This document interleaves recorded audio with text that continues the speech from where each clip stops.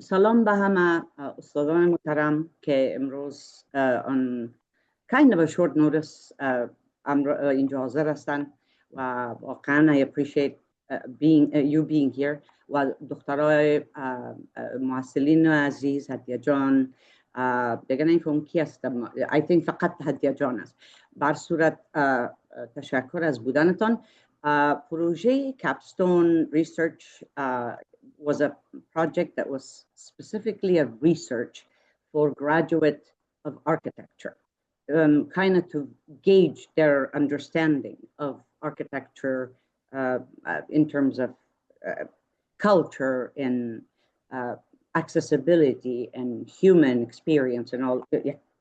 Review thorough, and I think this course kind of went in a wonderful direction, and the girls, as well as us, we learned a lot from it.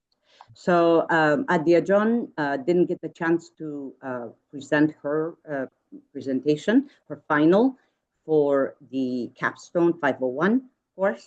Hadia John, you have the floor. Go ahead and introduce your project and walk us through your presentation, please. Assalamu alaikum to everyone, all our professors, and thank you very much, Ustad. So I will be sharing my screen then. Okay. Can you see my screen? Yes. Yes, we can. Okay.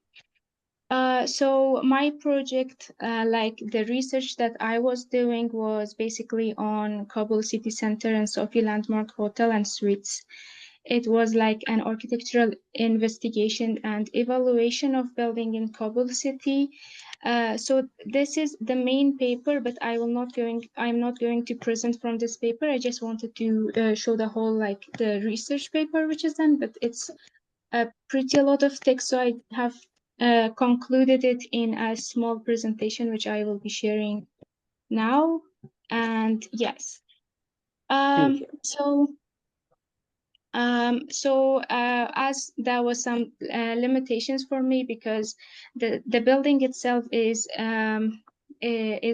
like the people using the building and also the owner is pretty concerned with the security, so not many information is shared about the building. Also, photography is not permitted in the building, and also I wasn't in Kabul city, so I wanted to thank Zialda Amiri, who had her presentation previous week. She went to the site 2 times and did some interviews with the people, also shared some photographs with me, which I have used in this presentation. And our course instructor, Ustad Merangiz, and also the advisors, thanks to Ustad Bashir Kazimi, Ustad Mahdi Sabet, and Ustad Najim Azatoy, Ustad Humayun, and Ustad Tuba, and Professor Amin Mahmoud. So the objective of this study was mainly to examine the Kabul city center and Sophie Landmark Hotel in terms of sustainability and also the building regulations, and also comparing it with Afghanistan's traditional architecture and culture, because the building itself claims that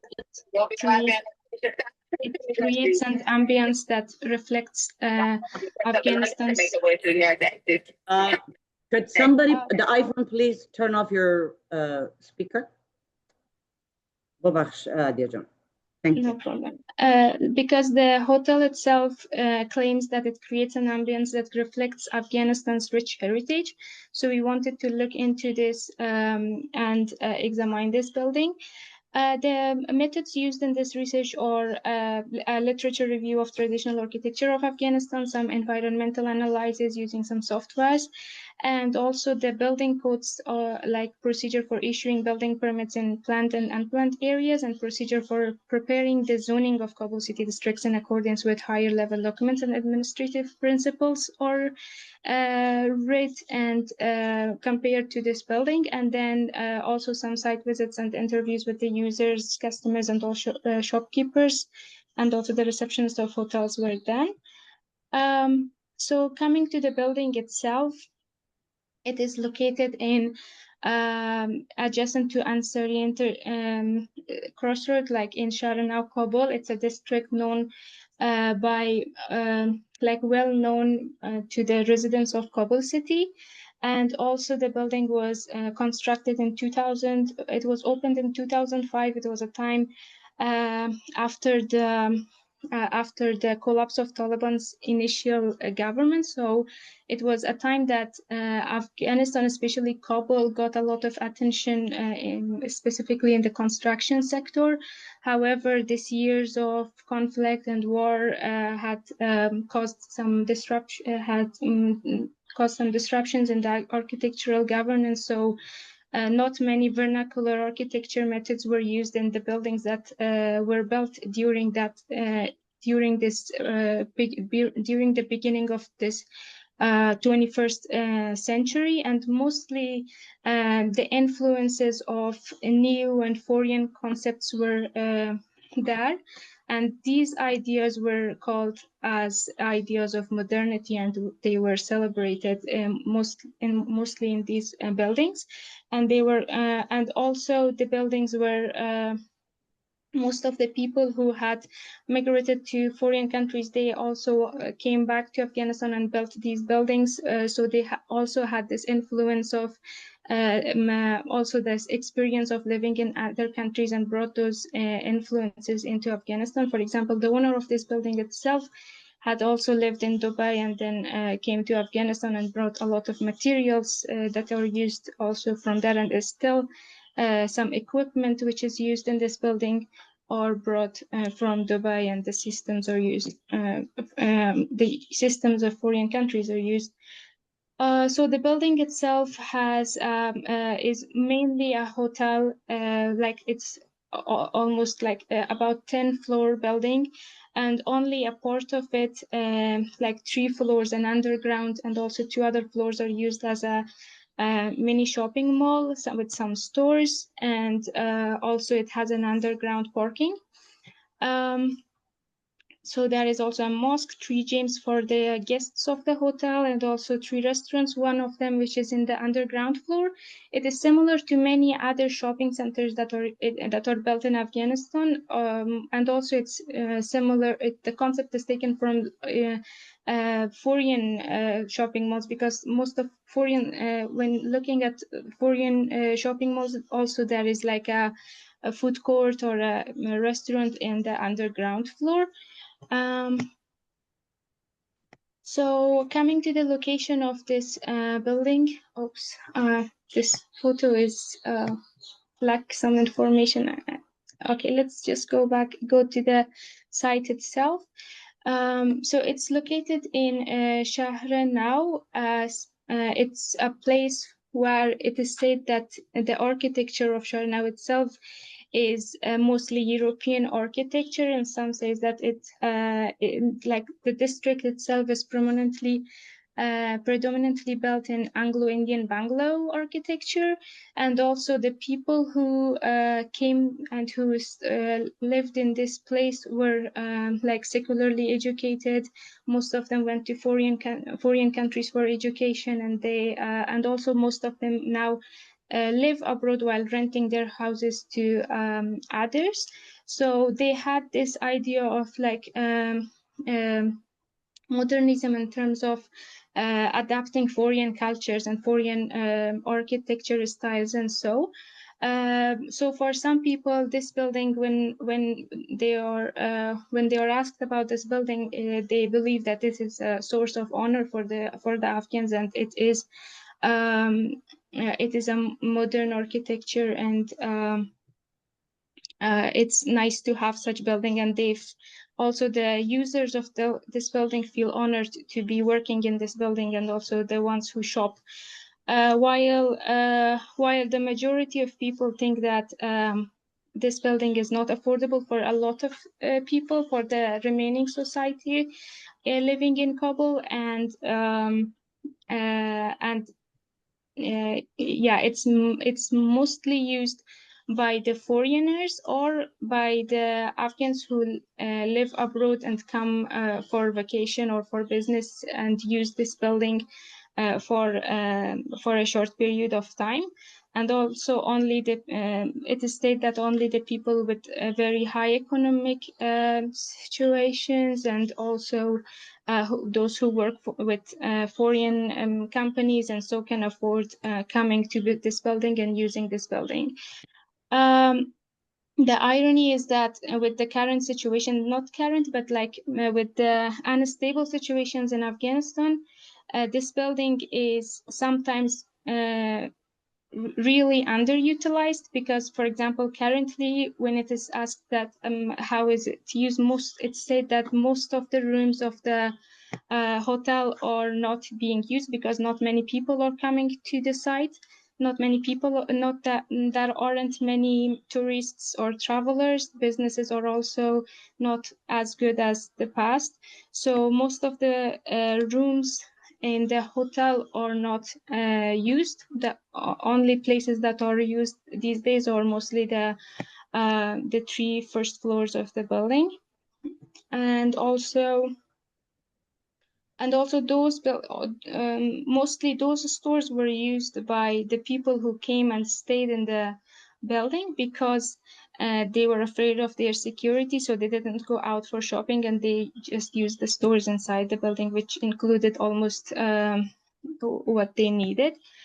So then looking at traditional architecture of Afghanistan, because we wanted to study this building according like the sustainability. So we wanted to study what kind of methods were used in traditional architecture of Afghanistan that made them sustainable. Looking at at first, Kabul was has been an urban site since the Alexander the Great. So because it has these mountains and it provides this defensive barrier, and it was an ideal place for different during the different periods of time. So for the first architecture influences that are seen, for example, are from Greco-Buddhic and Gandharan art and architecture in the Minar-e-Chakkari, and also then we have the Buddhist architecture style in Arg. And also we have this Qala and also the courtyard houses, which are mostly like inward-looking design. They are built mostly in accordance to the climate and also to the traditional lifestyle of people. The activities are arranged in a way that they use most of the courtyard, and also in a circular pattern. They use different parts in different times of the day and also different seasons, so that the buildings have resistance to the harsh climate, and also they don't rely on other energy, other types of energy, and they build in a way that protects them from the hot sun during the summer, and also from the wind and the cold weather during the winter. Also these strong walls which protects them from both the weather and also like for in case of the security.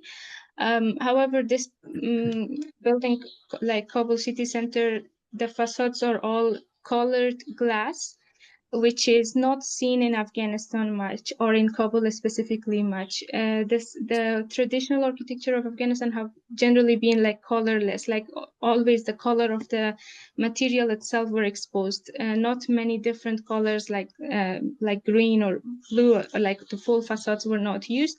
So it's more like a humble facade and building envelopes, which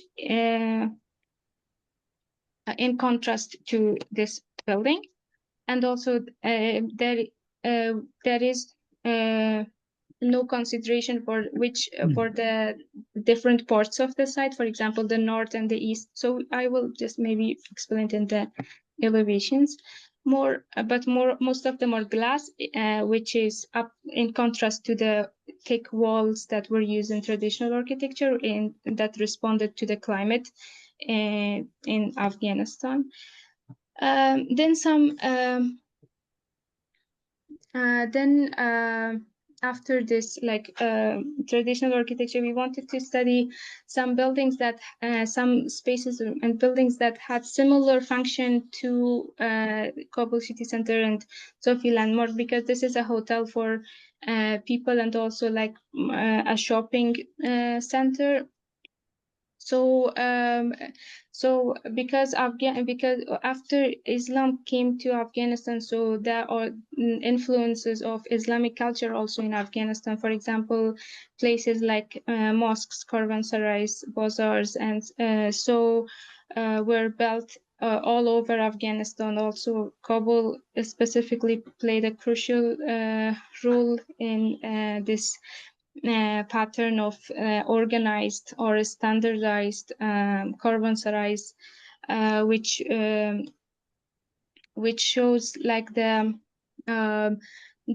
importance of hospitality in the economy of the country, and how most of these buildings or most of these caravansarais were in a standardized shape, in a square, with the entrances mostly in the east, having this courtyard, because it wasn't only like a space for people to spend some nights, it was like a place to gather. Most of the places that are built in like based on the culture of Islam and also Afghanistan, it's like the place offers a place for people to gather. The bazaars, for example, the caravansarais, the mosques. So it's a gathering space, and also it provided safety, like and also usage of arcs and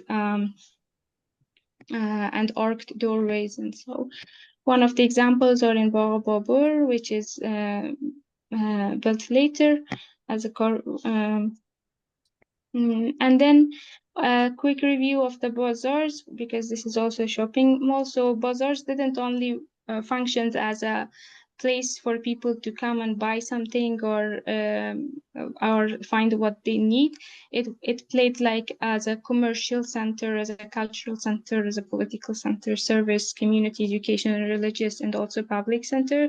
So some of the bazaars, like the pattern of some of the bazaars, also we can see this form of the courtyard. Some of them have this water feature that the bazaar continues toward the water fountain or so, and it provides this place for people to gather. It functions like also as a political center, also a public center.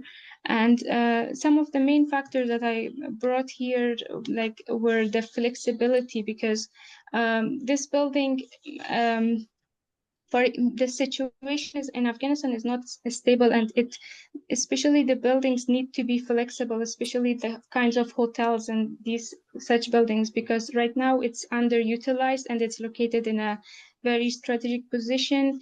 If it was flexible and somehow to be changed from one function to another, it would have brought more economic stability to the building. Also the mass and space proportion. So and also the use of for example, when we ask the users of this building, they generally say that when we don't have customers, or when we don't the shopkeepers, they say there is no place we can go and rest for some time. The building itself is also very dark, and they get bored. Also for the people who come, they as long as they just go and buy what they need, they just want to come out. It's not a place for people to want to spend time inside. So having resting points and such things were a part of bazaars and shopping areas in the tradition of Afghanistan. So it could have brought such space. It could have created such spaces that would be a gathering or a resting place. Also, use of local building material, because the traditional buildings in Afghanistan are mostly local. They have used the local building material, like the mat brick or the pakhsa and the brick walls, the wood and so on. But this building, all of the materials are imported, which makes it economically and sustainable. And also it is not it is not in accordance to the climate also. And the social factors, for example, it doesn't provide like a the access and movement is difficult. I will show it in the photos, but it is so for okay, I will show this one in the photos probably. The environmental comfort, the building is not built according to the climate of Afghanistan. It doesn't have a unique identity or it doesn't give you a sense of belonging to the place because it wasn't created based on the culture. And so because bazaars in Afghanistan were mostly built, like the form of them mostly were mostly adapted by the natural laws, like the beliefs and also the principles, social and economic principles. As you can see, the form changed according to the climate to adapt itself to the climate. Some examples are Bazar Chorchata, which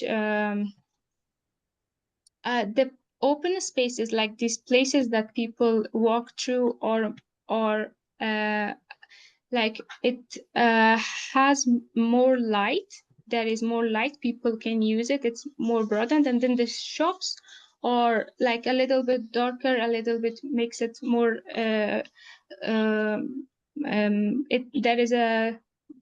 there is a movement like from the light area in between to the dark. However, in this building, it's the contrast. So the shops itself use so much light, like artificial lighting for the stores, and then the areas in between, they are completely dark, and on the light they get is only through the glasses of the shops, which is like the opposite of what was built. And also Bazar Charsuk, which shows how these resting places, these gathering places, were important feature in the bazaars. Coming to the site itself, we did a site and context analysis. So to see this, the context of this building. So as I said, most of the people have in this site have have higher economy relative to the other parts, and they also have been abroad and they have secular education, and they admire this idea of adapting foreign styles. And so mostly the ideas were brought like by after in the late 19th century, which also when some of our kings, for example, King Amanullah Khan went to foreign countries, like and also was influenced by the buildings in like Berlin and Paris, and he wanted to have a city as modern as those cities, like a capital specifically. So the ideas of having such buildings like foreign buildings were brought, and it was called like modernity, which is not the same as modern architecture styles, I believe. It also shows like the network analysis so the location of this site, which is like in the middle of the heart of the city, it's the squares, the Haji Yaqub Square and the Ansari Square, they had like a heavy traffic because this place connects east to west, north to south. Most of people travel through these streets, and it has the heavy traffic almost all during all the day. And many people who work like as as like public transportation, they don't want to cross these squares, and they just want to stop and then turn back, because coming to the site, it makes them stuck in the traffic for a lot of time. And then environmental and climatic analysis. So we, like the Kabul city, the summers are generally hot and dry, while the winters are cold, and that's why in the courtyard building styles, and also using the thick walls to act like as a barrier to the harsh climate, are generally seen in the traditional buildings of Afghanistan, and also the annual perception is low. So the site analyzes. So this building is located close to the. Let me just add something here. So while the like the summers are generally hot and dry, one of the main complaints that the users of this building had during the summer was because of the hot weather inside the building, because the building itself relies mostly on generator energy, like the electricity produced by generator. It only a small percentage of it is like provided by like the public electricity. Most of it is generator, and because of the expenses of it, most of the stores and also the building itself, they don't turn on their air conditioners, because the expenses of of relying on a generator electricity is too much, especially for this kind of usages, like having air conditioner. And so that's why most of the users complain about the hot weather during the summer. However, during the winter, this generators create or emits too much smoke, which makes the environment inside that it emits inside the building, so makes the environment inside not only unhealthy for the people, but also like the effects of it can be seen. For example, the carpets on the mosque was like too much blackened because of this smoke coming from this generators, which are the main providers of the electricity during the winter. So while in summer the generators are not much used because of the cost, in the winter the smoke that it creates makes the space very unhealthy. And also so the building is like covered by like there is no ventilation, and so to inside the building, like natural ventilation. So for ventilation also, it relies mostly on electricity and like artificial energy. The site itself, which is located close to the Sharanau Park, however,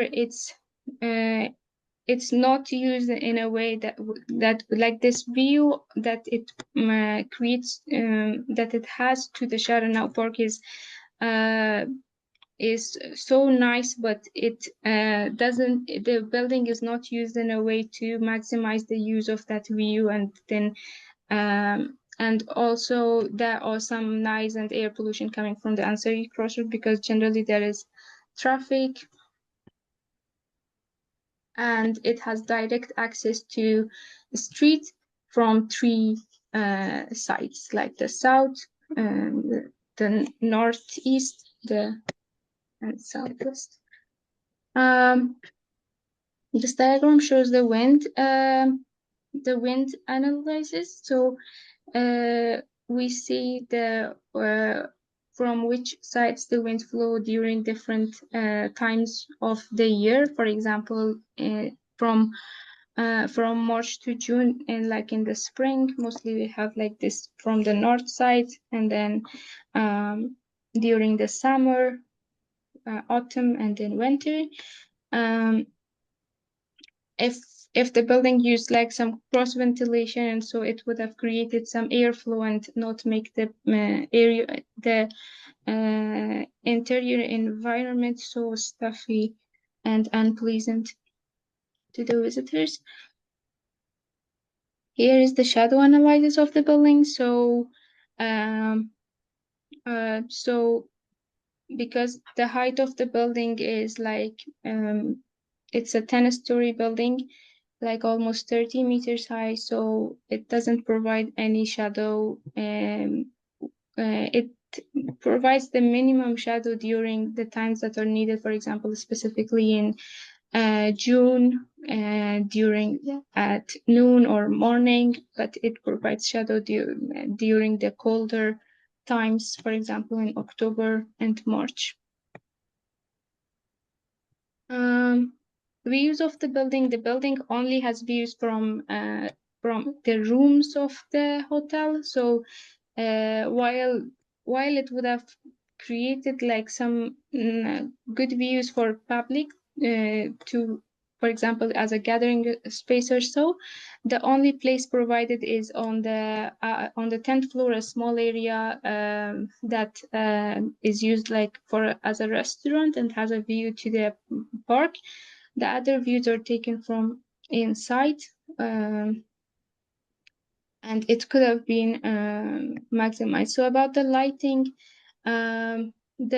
inside is mostly there are two skylights which provides some light, but it is not enough for 10-story building.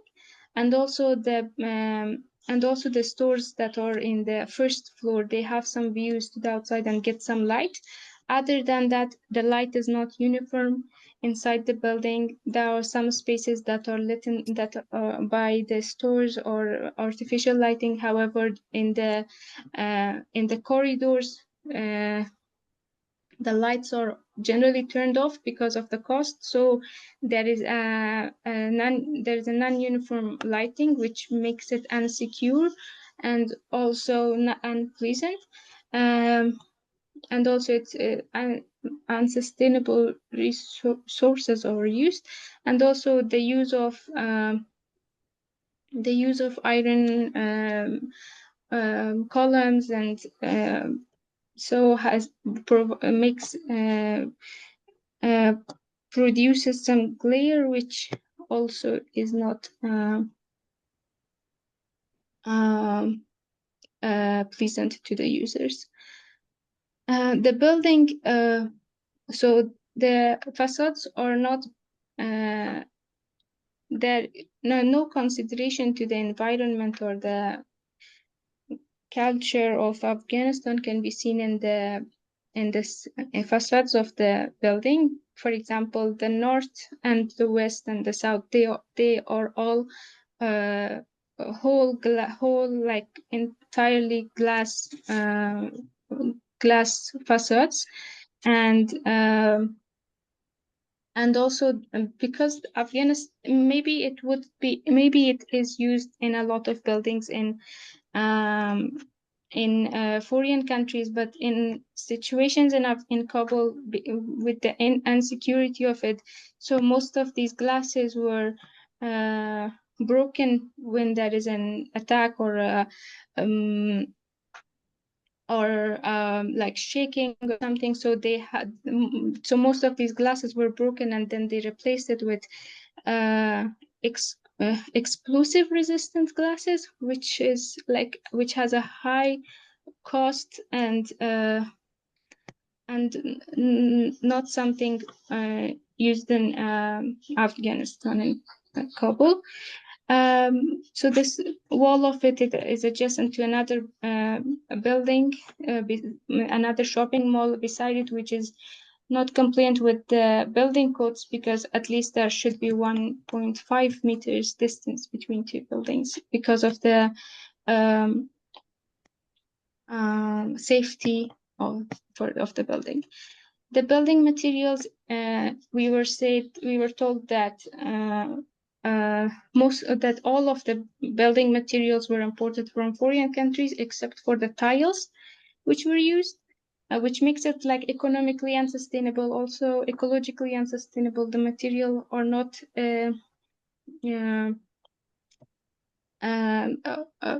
the material are not suitable for the climate which it is in, and also the materials are generally glass, brick masonry, cement, plaster, iron, and wood is also used for decorations inside. So then we studied. Then I studied the building codes regulations to compare this building according to the building code, which I mentioned in the beginning. So first of all, in the first picture, it was seen like there is another building built in front of this building. If it is one plot, it's completely prohibited to build two buildings inside one plot. So that building firstly shouldn't be there, and secondly, the maximum site coverage should be like 75%. Currently, with the second building built, it is like the whole site is used. However, without that, if that wasn't used, it would have been 75%, and then the rest could have been used as like green space, because also 8% of total area should also be allocated as green space. However, there is no green space inside the building.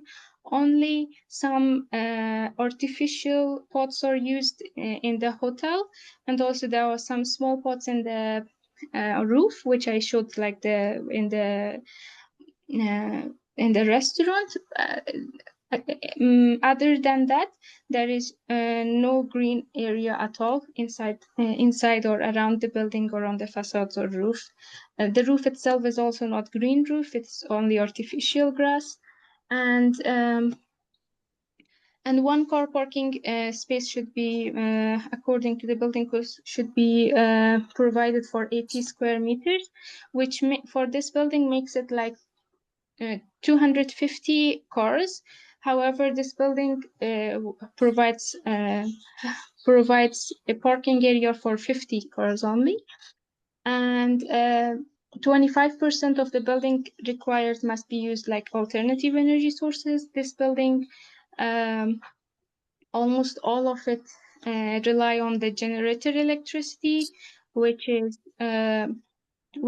not only sustainable, but it's the cost is high, and also it's unhealthy because the smoke emits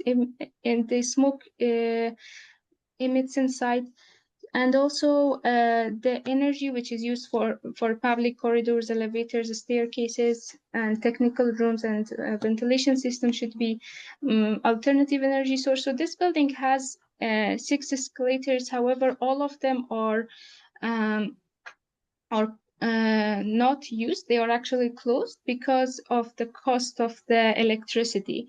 So while this building was famous for having these escalators and being the first and having the first escalators in Kabul, all of them or none of them are being used currently because of the high cost of the electricity. So they are all closed to people, and people only use the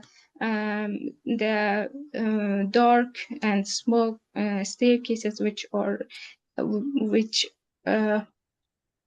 in some corners, and it should have 1.5 meters side setback, but it's attached to the building. It's to the building beside it, and also 2.5 meters from the roads. There are wide sidewalks on around this building, but when I asked, they said that these sidewalks are like not they don't belong to the plot of this building, so this building should have had extra 2.5 meters setback from from that, but I'm not sure if yeah. And then there are some regulations about window sills, but this building is full like full glass, and also in the sidewalks there shouldn't be anything that blocks the sidewalk. The entrances of this building used to block it, but in the previous photos which I see, those concrete blocks are taken from the sidewalk, so it doesn't take it anymore. And also about the building form.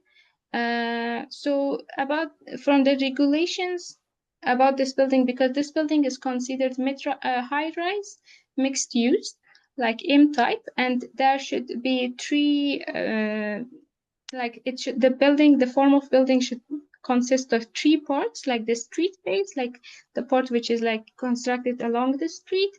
It can be up to 6 stories, and then the middle base, which should have a minimum of 3 meters setback. It can up to like four extra stories, like up to the 10th story.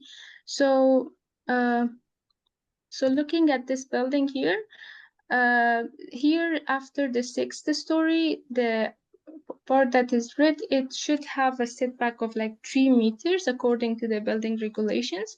So it shouldn't be like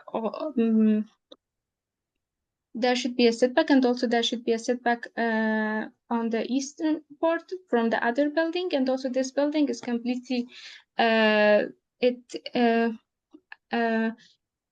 it's not according to the building code, because two buildings cannot be built in the same plot.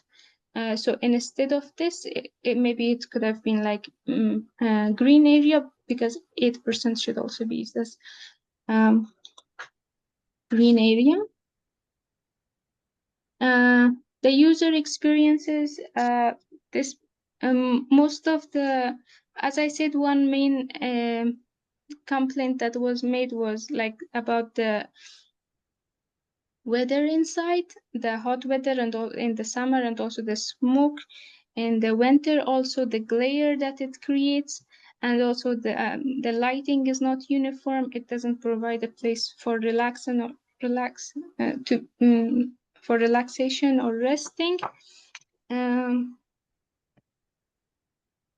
And also yeah, accessibility. So every store that one want to enter, there are few steps, and also in the entrance there is like a few steps to get, and then go to the escalator, which is currently not used.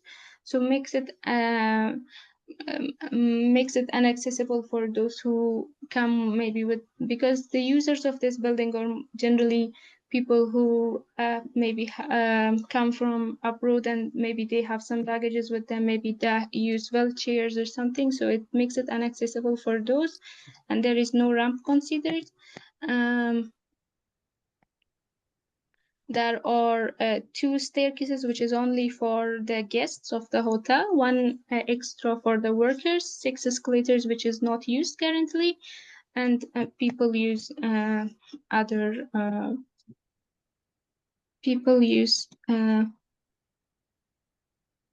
stairs. So we wanted to see if this building is sustainable, and as a result of studying this building and comparing it with the building codes and also the traditional buildings in Afghanistan, we can say that this is economically unsustainable, because for a building to be economically sustainable, it should use it shouldn't have like high cost of energy. So energy material used should also be local material, and there shouldn't be expenses of importing materials inside the building. This building has very high energy costs because it relies mostly on generator electricity, makes it unaffordable for even the owners of the building and also the users. The materials are all imported, and they have high cost. Also, the facilities used are generally, for example, they use machines that are imported from foreign countries like Dubai for cleaning the carpets or for the maintenance of the building. So it makes the cost of maintenance, it makes the cost of the materials and everything, it makes it very high. Also, so any system that is used in this building is mostly coming from foreign, like for example, for the can I I For forgot the the heating, cooling? fire resistance, like that. And then they use American system and everything. So the building itself it doesn't use like traditional methods that wouldn't that these the needs for these maintenance would have been covered with its design. So it relies mostly on the maintenance and using foreign systems and high cost appliances and things to solve these issues of security, of electricity, of maintenance, and like the heating, cooling, ventilation, and all of these costs. It makes the cost is getting higher and higher. However, the usage of it as like the usage of it, like the economical and the economic income of this building is very unsustainable, because the building is used as a hotel, which with the situation in Afghanistan currently, the most of the rooms are empty, so they are not rented, and the building doesn't provide an alternative way so that these rooms, all of these 7 floors, like extra plus 10 floors on one part, can be used in another way. Only a few of them are currently being rented as offices, but it's only a small room, so so it doesn't create a area that more and like that better offices would have been used instead, when there is no usage of this building as a hotel. So underutilization of this building also makes it economically unsustainable.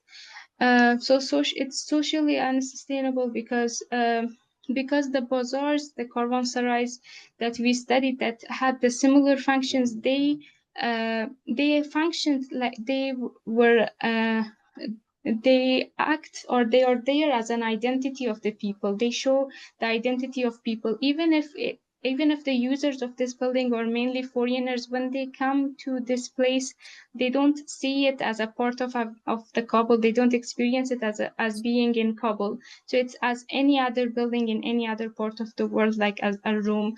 It doesn't have any identity that would relate it to the building as it had claimed that it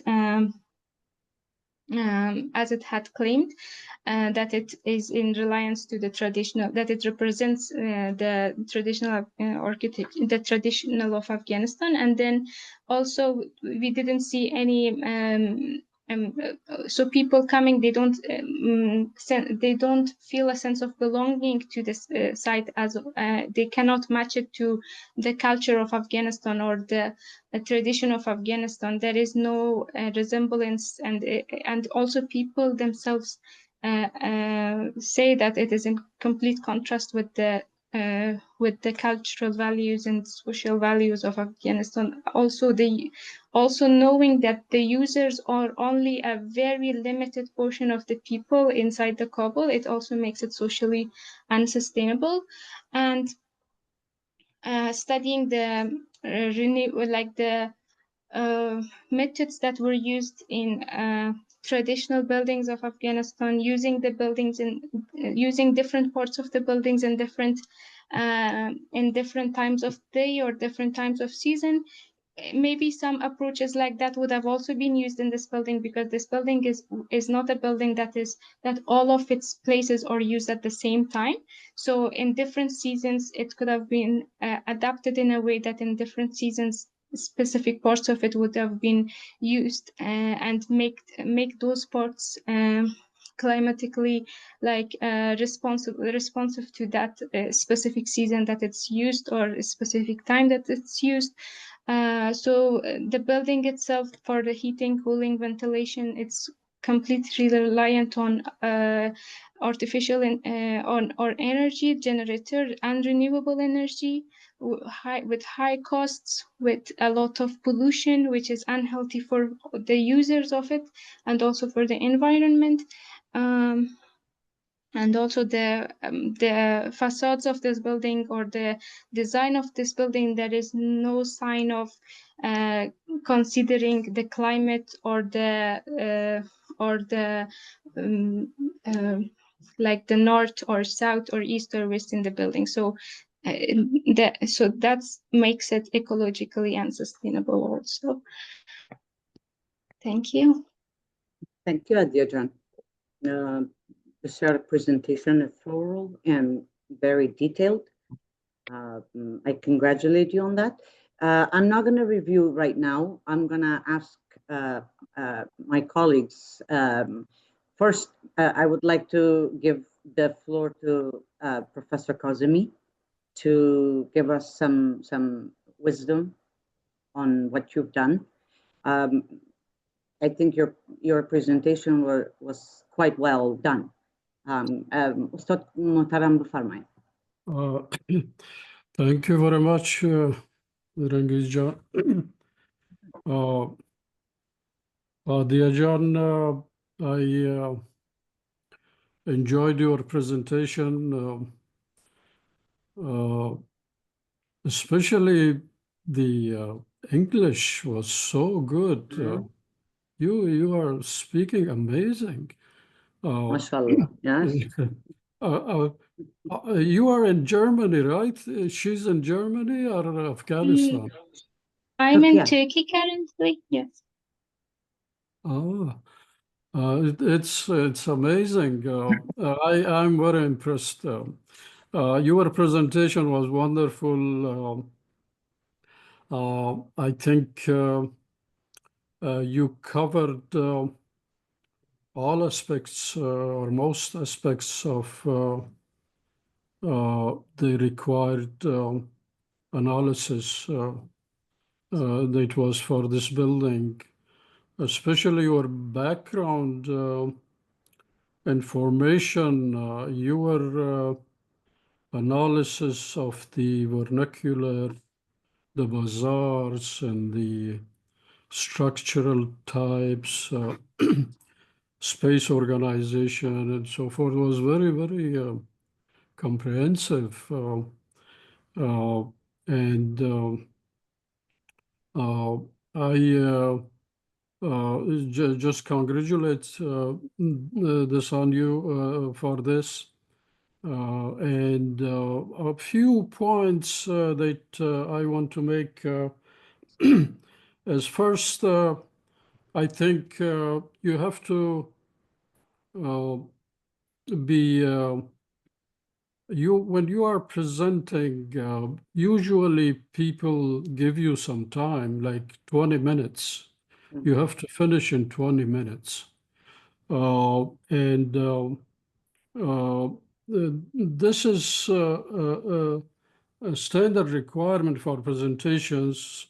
The students are presenting or you are presenting to a group. So make sure that you are presenting your very important elements in a very short time, short period, and very concise and very articulate. You took like 1.5 hours, I was counting, which for us, it's okay, but this is something you should consider for your future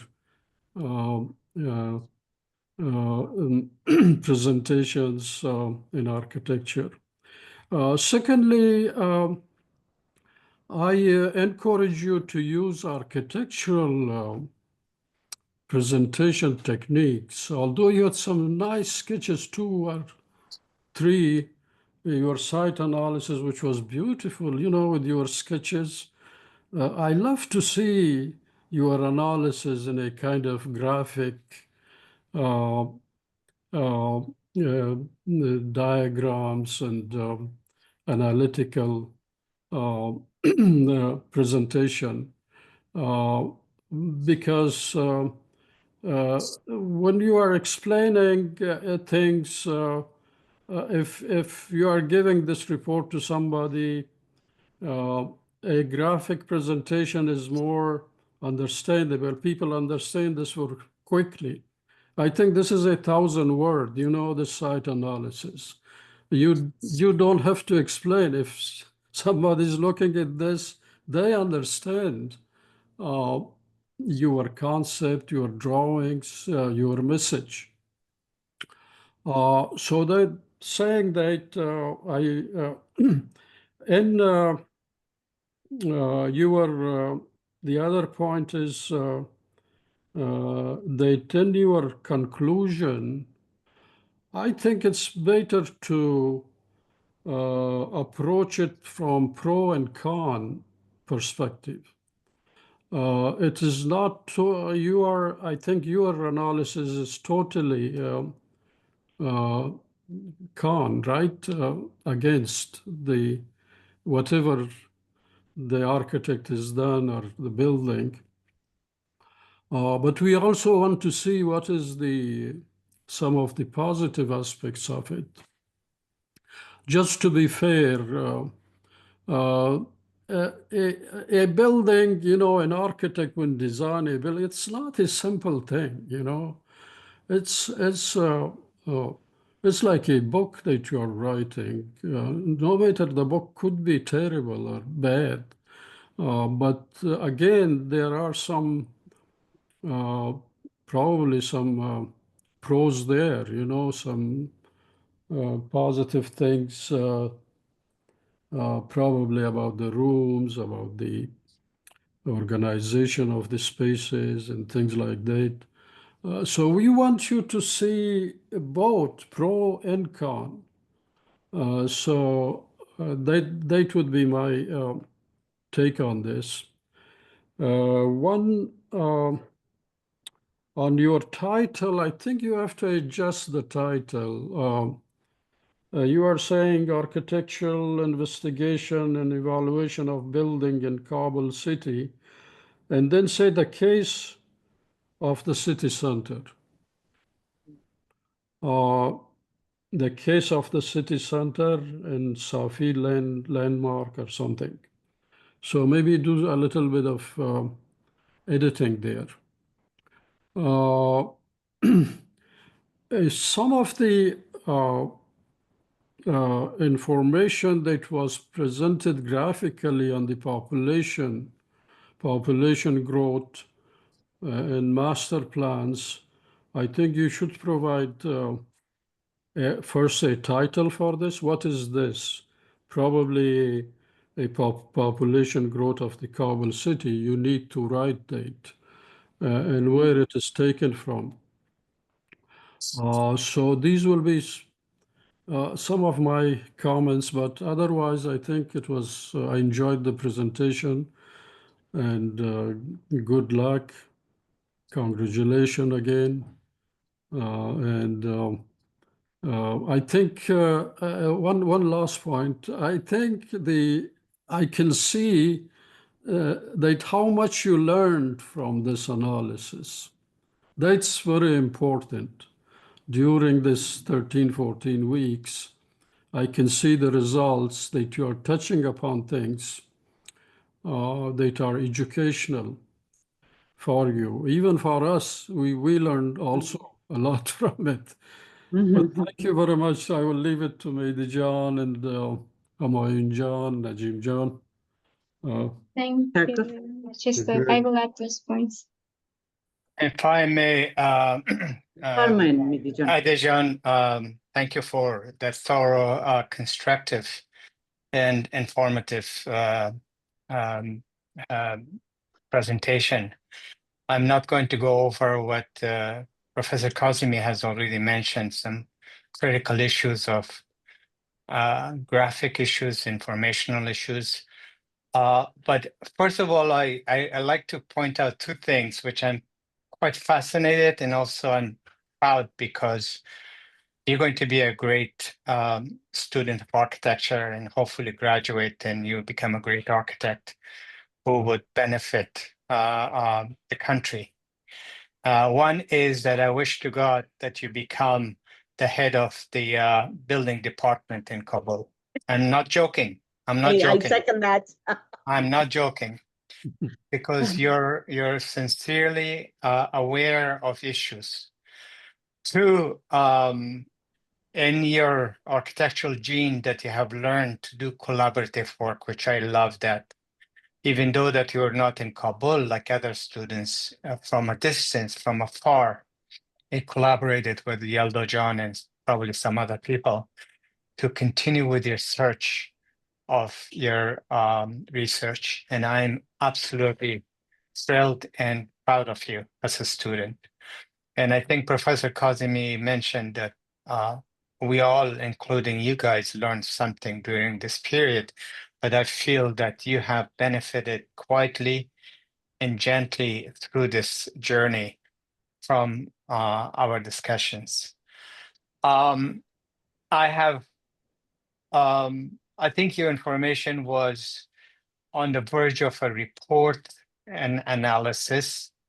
And graphically, yeah, there are points that could be improved, and Professor Kazemi is correct. But overall, you at least gave me a picture of what this building is. And just to reiterate what Professor Kazemi said, I think you should, at the end, at your conclusion, you should too much of a negative, or you mentioned too many negative things about the building, which is fine. I'm not arguing about that. But when you do that kind of analysis, that you have to reflect back on what causes those, and you could bring it to your discussion.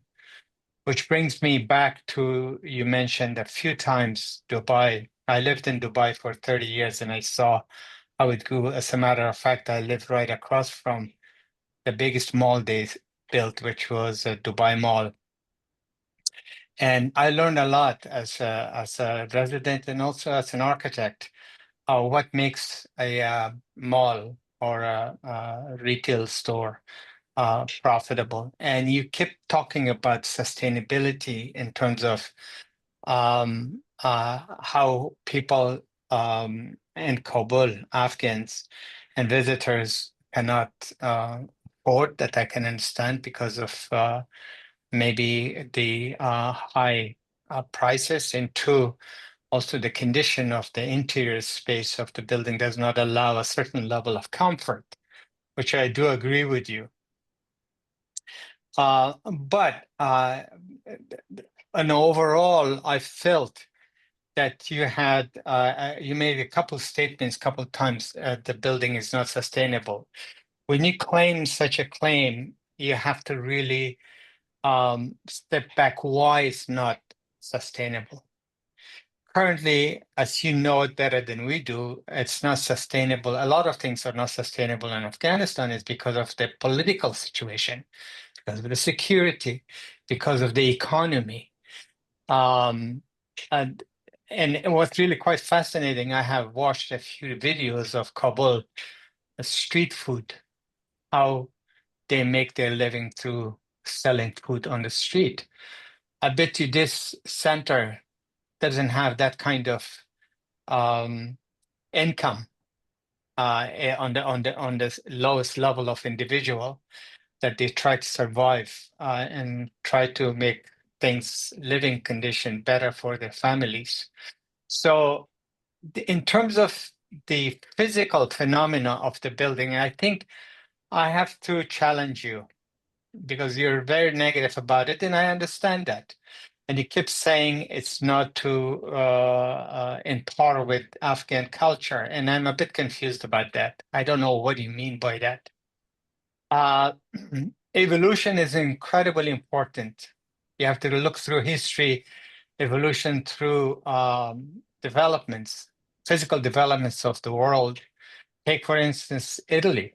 If you go to Italy, the old buildings are still revered, wonderful, but they're falling apart because they were old ideas and old materials. But then as the history evolved, new materials came in, and that evolution was accepted by the population. Similarly, in Kabul, in Afghanistan, I think you should reflect on the fact that the emotional thinking of mud architecture is not sustainable. I challenge you. They fall apart, and because they're made out of porous material. But if they evolve that and improve it into a different kind of material, using the local material, you call it parsa, and burn it and turn it into a much more sustainable, then I agree with you.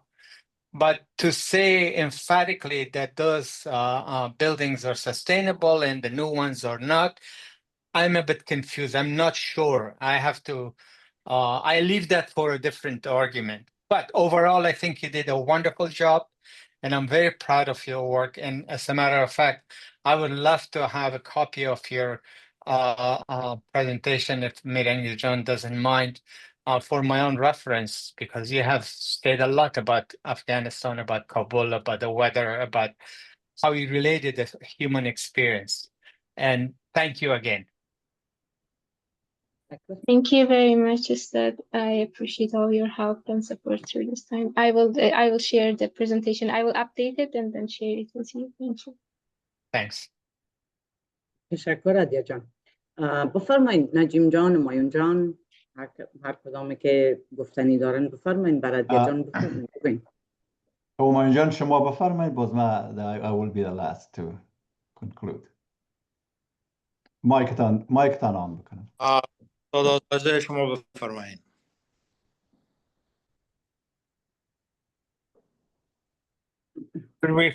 Should we flip a coin? Paper, rock, scissors. نجیم جان شما بفرمایید استاد. ما گفتم کانکلود بکنم خودت. ما خیلی فقط یک کامپلیمنت کبریم استاد، یک کامپلیمنت میکنم برای عدیا جان. عدیا جان بسیار presentation عالی. It was amazing. It was fascinating. And just not to repeat everyone, I just make a little correction. It was like almost 1 hour, not hour and a half, because you started like a little past 11:30 of New York time, and you finished by 12:30. Yes, Ustad Kazmi is right. There was a lot of things you repeatedly said about sustainability, about the materials. You could have made this presentation a little bit shorter, but the content of your presentation was amazing, and you covered everything, and I'm proud of you. One thing I have just a little comment on the facts that you're collecting and saying in your report, like in zoning section, you said 80 square meter requires one person, one parking. I don't think that's right. And commercial, it is about 200 to 300 square feet, which is about 20 to 30 square meter. So I believe they needed more spaces than what you said in your report. So also the other numbers, just make sure that you kind of fact checked on things you're saying in the report, because this report is amazing. This probably get published, and we want this to be perfect. And all the other things, you talked about sustainability, and you talked about the problems. I mean, the glasses, I really, I'm sorry to say it, but I hate these glass buildings in Afghanistan, in Kabul, and in the whole city, the whole entire Afghanistan. They are now practicing this. They're bringing copy of Dubai and maybe Islamabad or maybe Iran or somewhere in Afghanistan, and they're copying that without doing the right ventilation, the right insulation, and all that. And result, if you look at the one of these pictures that you're putting, the bottom one, you see like a lot of windows. Some of the they made some windows there and they opened that, which looks so ugly. We don't do that in America or in Dubai. None of those glasses are getting opened, but they are doing that because there is not circulation, air circulation. There, like you say, there is a lot of pollution during the winter time. Generated by diesel generators. So I agree with you that there are the cons are so many than pros, but there are probably maybe there are some pros that you could have included in your report. And Manjan, can you give me one pro in this project? I mean, that's beautiful. I mean, which part of this beautiful? It's a very modern thing, but I mean, I did not go through a lot of pros. I mean, honestly, I don't see much of them, but there could be if it was studied. But the thing is that I really admire AFGHAN that without seeing the site, without looking at that, she created such an amazing report. And those are all my comments. And thank you so much for presenting this thing. AFGHAN, I commend you. Thank you so much. Thank you very much. نجم جان بله سلام. تشکر. ما یک دو سه گفتنی با دفاع AFGHAN میخوایم بگویم. برای که that's my job as an instructor, as a mentor, as someone who guided her in this project. I like to defend a few of her statements. I agree with all of you that takamul, your evolution, is an amazing thing. We all go through evolution, or takamul maghzi, takamul spiritual, takamul har nawa, educational, professional, every possible way. But when we think of evolution or takamul, we always want to go up. Our trajectory is up to get better, to become a better person, to be a better professional, to be a better human. Now, with this project, absolutely, I agree. It was very long, AFGHAN. You could have condensed it a little bit more. But that aside, let's leave that aside. Doing a project like this for you, in my opinion, was incredibly important. چرا؟ برای که ما یک استیتمنت یلدا جان یادم است که در اوایل وقتی که ما پروژه خیرخواه رو برش یعنی چی کردم؟ انترودیوس کردم، گفت اوه مای گاد ما خیرخواه بسیار خوشم میاد. بسیار خوب، then go ahead and take the project. برای من بعد از اینکه پرزنتیشنش خلاص شد گفت استاد ما یگانه چیزی که فکر میکنم یاد گرفتیم از این صنفی است که ما یک وقتی به یک دید بسیار مختلف طرف هر چی سعی میکردم، طرف بیلدینگ سعی میکردم. ما که اولی خیرخواهی گفتم واو what a gorgeous building. گفت آله که در کدام، آله که میفهمم این چیز it's not as great as it looked to me, which is an amazing finding for me as an instructor to the student. That aside, وقتی که ما مردم افغان میگیم که we want to bring inspiration from other places like Pakistan or Dubai or where. ما باعث انسان ها بشینیم باید سر خود یک فکر کنیم که افغانستان کجا بود، افغانستان چی بود، هیستوری افغانستان چی بود، چیزی که فرهنگ، چیزی که آرکیتکچر مقبول تمامش از مابین افغانستان از خراسان برآمد.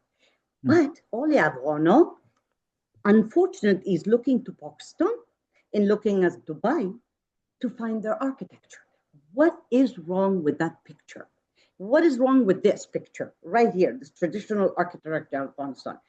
It is still remains. Amroy Chelsea war, they are still on a mud. Walls are still standing somewhat. Why? Because it meant something. People felt at home. People felt خارجی که در مابین افغانستان می آمد in the 70s وقتی که می آمدن they would get immersed into our culture, into our food, into our traditions, into our clothing, into what is happening to Afghanistan? Do we still have those things left? This building that claims to be sustainable, that claims to be running on, you know, roof gardens and whatever. There you go. There's your findings. It doesn't run on any of that. It's just there. It's just show. That project should be demolished. It cannot be used.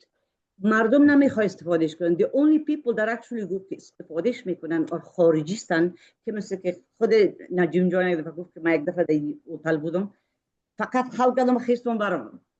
Okay, is that what you want out of a hotel room when you spend a lot of money and you want to stay somewhere, you want to have a staycation? You don't want to the mobile guru ram khoda namikhwad bendازه. If you're going to pay money, you want to at least have a nice view. But what I'm trying to say is perhaps there is no pro in this building. Perhaps everything that you look at from the glass, from the structure built in front of that structure, it's all a con. I'm glad that they found it. I'm glad that they know. As architects of tomorrow, I want them to build Afghanistan with responsibility. Do not repeat stuff like this. That's all. Thank you. استاد آزادزوی اگر من اجازه بدین یک دو کلمه دیگه هم بگویم. خواهش میکنم بفرمایید. ارتباط خب امی دیسکشن ها و اینا یک درس برای شاگردان میتونه باشه درس های مثبت. استاد میرنگیز ما کل گپایتان واقعا بسیار فرموده بسیار خوب است. کل گپ بزنین. ما فاکولته انجینری بودیم. استاد میدی در اول یک چیز گفتن تمی جمله کامنت های خود بعض وقتا شرایط سیاسی اجتماعی اقتصادی فرق میکنه. اگر امی رژیم پیشتر می بود و ای بلدنگ با مو مینتیننس که عادی جان گفتن که ماشین وکیومش از دبی خواسته میشد پاک میشد و امو شیشایش که در بام می پرید از دبی می آمد پس مفتاد شاید هم مقبولی خود حفظ میکرد. شاید فانکشنش خراب باشه اما بعضی چیزهای بود که مربوط شرایط سیاسی و اجتماعی و اقتصادی شده. ما در فاکولته انجینری که بودیم تمام وسایل ما از امریکا می آمد. از سلای رول گرفته تا کتابای تکست بوک ما تا تیسکویر تا حتی تریس پیپر سکیچ پیپر. اگر امریکا نمی بود فاکولته انجینری نبود. چنانچه همونطورم شد وقتی که امریکا رفت فاکولته انجینری سقوط کرد. عین مثال ما ای بلدنگ میبینیم. ای بلدنگ در یک وقت ساخته شد که میلیون دلار در مابین افغانستان بود و با هزارها توریست می آمدن و در یک شو ای هتل‌ها هر کدامش فی شو $1,500 امریکایی کرا داده میشد. ولی متاسفانه که یعنی یک شرایط آمد ای استفادهش نتونست. درست است که بسیار غلطی ها داره اما اگر امو غلطیایش اصلاح میشد یعنی به نظر من یک بلدینگ مدرن است. ما نمیتونیم که پس بریم در پخسه و در قلا و در اینا. حال دنیا تکنولوژی شده، ما نمیتونیم که Absolutely, I understand, but we can better it. بله We don't have to go to ugly, we can go to better. بله میتونیم که امور انهانس کنیم. اما در یک جای دنیا آرکیتکچر 500 سال پیششان نیست که از ما باشه دیگه. ما اینمی خوب است که ما گفتم تکامل بسیار چیز خوب است. تکامل به طرف بالا، نه تکامل به طرف پایان. I understand که افغانستان has been through 40 years of turmoil. اما مثلا کسانی که افغانایی که میدرایند ما بین افغانستان they act like they don't care. They میخورن میبرن و بیلت میکنن don't care about anything و میبراین و پیسه خود جمع میکنن. That's the irresponsibility of our people over there. Outside us and inside us. We need to be better humans. May I say something, Merengue John? Sorry to interrupt. There's an emotional issue here, which I personally don't really get involved into the old so-called Afghan architecture. I just put some mud houses online. You all should take a look at it. And as architects and as students, we have to be very careful when we talk about a city or a city planning or city of Kabul. We talk about sustainability. We have to really accept evolution of material and ideas. I think in this discussion, it's not just the buildings that we're talking about. We're talking about a student who, thanks God, she's in Turkey and she's moving on to go to Germany to say, hold on a second. There are more than this mud houses could potentially happen in Afghanistan. But not in a form of what we're looking at as Kabul city center. And I think that recognition by students, by the new generation of architects in Afghanistan are critical and should be pushed. Who is left in Afghanistan right now? Look, all the so-called established Afghan architects are out. They're in Germany, they're in America. Look at Najib John, look at Agha Kazimi, look at everyone. We're all out. We're not in Kabul, and we don't have that opportunity.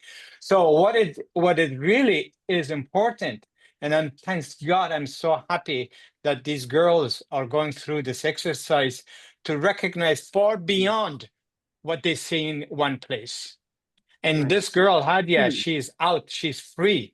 And I think that education that she's going through in learning, for me, it's the most successful experience of teaching and learning. But just, I want to go back. I don't want to disrespect anybody about what we think about old architecture in Afghanistan. I remember living in a house. Every damn winter, we had to go on the roof and clean the roof with of the snow. That's not sustainable. It falls apart all the time. Modern living condition everywhere, including in Afghanistan, should be improved. It should change. And the only group can do it are the ones who are educated, they become experienced, and they become in the forefront of new development. Anyway, those are my comments. Thank you. In response to yours, I absolutely agree with you. However, masalan, a building that gets built, we don't build a building so that it stays there for a number of years and then it gets demolished. That's not the way we do architecture. We do architecture so that it can be timeless. So when we do stuff like this in Kabul, Afghanistan, and of course the evolution of the turmoil and the change of regime, we are building for Afghans that are coming out of villages from other cities that haven't seen modernity like this. When we are building for those people, we're building for those users. So we're not building for those people that are coming from the West. We need to consider the people that actually use these spaces. So there should be some consideration with paid to when you build for, like the Gaza. we are building for the people that live in the community. We're not building for people that are in America, right? I mean, when this project claims to be sustainable, which part of this building is sustainable? It's claiming to be sustainable. So I'm very happy that AFGHAN proved it, that it's absolutely not what it's saying it is. So I'm satisfied. I thank you all. Well, Najim Jan, you can go ahead and continue with فقط یک دو کلمه تمی گپ برایا. نه بسیار یک پوینت بسیار خوب اشاره کردین. در افغانستان متاسفانه دمی 20 سال آخر اینمی بلدینگ توسط یک آرکیتکت اکچولی دیزاین نشده، توسط اونرش دیزاین شده. شما اشاره کردین که باید کل مردم از او استفاده کرده باشه بکنه. او اونر میگه ما بالای نفس مردم، ما میخوایم پیسه خود جور کنم و او سلا داره. و آرکیتکت میگه چیزی که ما جور میکنم، چیزی که من میخوایم اونمو تو جور کنین. خب اینال او روز ما کلمه اخلاق یاد کردم، تو باجان او رو در راه غلط برد. This is what an architecture ethic is. اگر یک کسی که اگر اتیک آرکیتکچر داشته باشه، ولو که مرا اگر شخص خودم اگر $1,000,000 بده، من اینم یک چیز رو دیزاین نمیکنم، ولو که گلوله رو بالای بالا دیگه ایره از اون مردم امو اخلاق آرکیتکچر خود استفاده نمیکنن و اینا چیزی را که اونمو $1,000,000 میگن اونمو رو جور میکنن و اینا تر یک چیز ناقص میایه. خلاص اینم قدر هم میخواستم. بسیار خوب، بسیار خوب است که دخترها شاگردای افغانستان خودشان they find these things out. I'm glad that they're the one finding. Yeah. It's educational. بفرمایید نجم جان. Thank you so much. I like to conclude that we had a very successful semester, and this course was wonderful. And I like to congratulate AFGHAN and also congratulate Rengiz John for the hard work. Both congratulations are all due to the students. To all of us, yeah, and thanks for all the advisors and my colleagues who also. I'm incredibly proud of her. Yeah. AFGHAN, you have done a wonderful work. I went through all the 34 pages of your presentation, 31 pages. You have covered everything. You have covered the existing buildings data. You have covered the interior, the outside. You compared that one, and you went all the way through the traditional architecture, the traditional market places in Afghanistan, the bazaars, and you made good comparison between old and new, and you made a very good comparison. My only a few technical points, not philosophical. Yes, I was not correct to say, use title block for everything. This is a research paper. You don't need a title block for this, and you have done a very good job.